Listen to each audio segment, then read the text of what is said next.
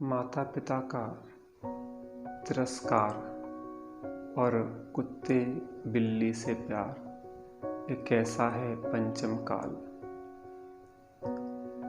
आज एक मैं सूचना पढ़ रहा था। उस सूचना में एक बिल्ली की तस्वीर थी और उसमें लिखा था कि यह बिल्ली हमारी खो गई है और जो इसको ढूंढ के लाएगा उसको अच्छा पुरस्कार दिया जाएगा। मैंने विचार किया, आज हम देखते हैं कि लोग माता पिता को घर से निकाल देते हैं, अनाथ आश्रम में छोड़ जाते हैं, रोडों पे फेंक जाते हैं, तीर्थ यात्रा के बहाने तीर्थों पे छोड़ जाते हैं, विधवा आश्रम वृद्धाश्रम में छोड़ आते हैं।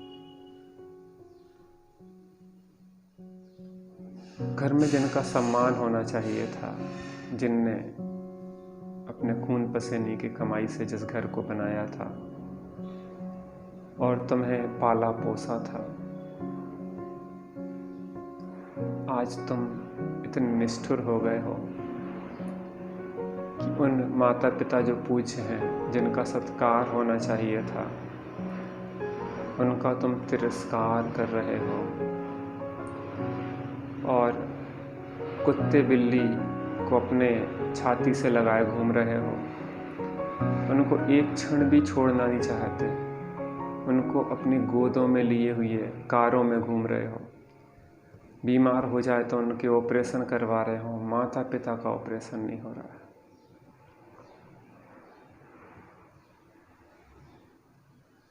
मैं उनके लिए नहीं कह रहा जो अपने माता पिता का सम्मान करते हैं, मैं उनके लिए कह रहा हूँ कि जो माता पिता का तिरस्कार करते हैं।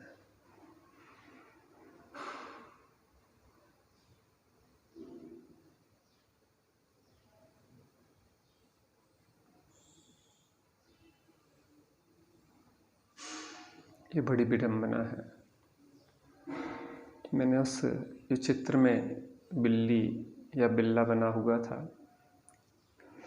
ऐसा लग रहा था जैसे गले में कुछ सोने का कुछ पहने हुई हो।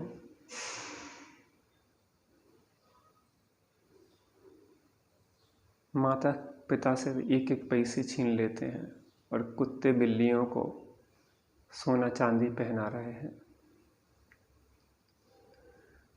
ये हमारे अज्ञान की चरम सीमा है, पराकाष्ठा है हमारे स्वार्थीपन की। हर कहानी दोहराई जाती है और यह कहानी भी दोहराई जाएगी जब आप वृद्ध होंगे। मैं एक कहानी देख रहा था।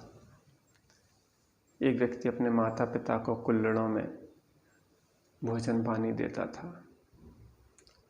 माता पिता स्वर्ग से धार गए, सफाई की गई कमरों की, कुल्हड़ फेंकने की बारी आई तो उनके बच्चे ने इसको रोक दिया कि पिताजी मैं परंपराओं को कैसे छोड़ सकता हूँ।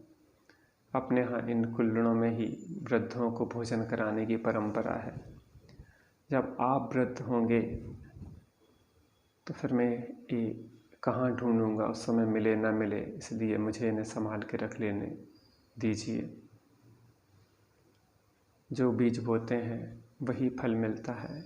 आज हम इतने स्वार्थी न बन जाएं कि अपना ही भविष्य न देख पाएं। एक घटना और देख रहा था। एक बच्चे अपने पिता को जंगल में छोड़ आए। वृद्ध पिता थे, खांसी आदि आती थी, पत्नी कहती थी रात भर सो नहीं पाते हैं, ने कहीं बाहर छोड़ा। जंगल में छोड़ आए, समय व्यतीत हुआ, उनका बच्चा बड़ा हुआ, इन्हें भी वही खांसी आना शुरू हुई।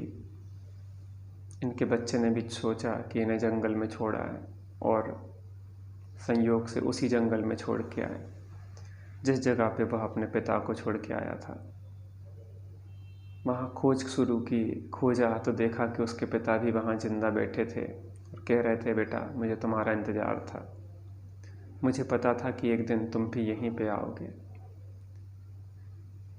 व्यक्ति जो करता है उसका फल उसको मिलता ही है प्रकृति की व्यवस्था में। देर है अंधेर नहीं।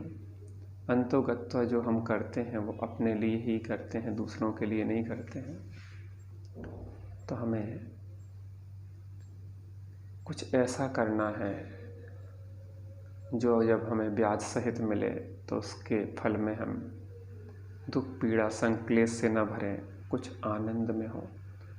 कुछ ऐसा करें जिससे हमारा जीवन आनंदमय हो, सुखमय हो, संपन्नतामय हो, माता पिता गुरुजनों के आशीर्वादमय हो, शांतिमय हो, सौहार्दमय हो, सुखमय हो, आनंदमय हो।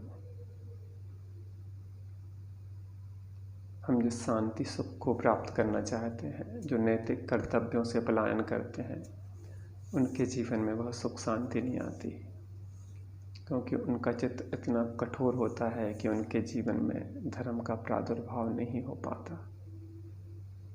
अंतोगत्वा हम अपने लिए ही कठोर होते हैं, निष्ठुर होते हैं, अपनी शांति को ही खो देते हैं। मैं ये नहीं कहना चाहता कि पशु पक्षियों को यथा योग्य उनका ध्यान नहीं रखना चाहिए, लेकिन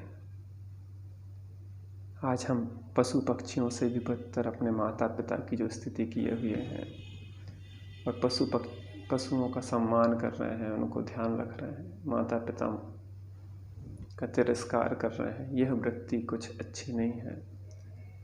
जिनकी ऐसी वृत्ति है उन्हें विचार करना चाहिए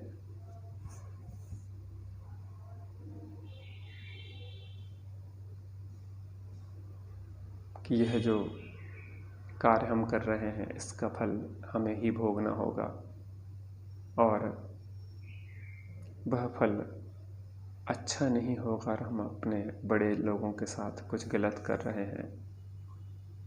मैंने जो बात कही सहृदयता से कही है, आप विचार करना, अच्छी लगे तो मानना। नमस्कार।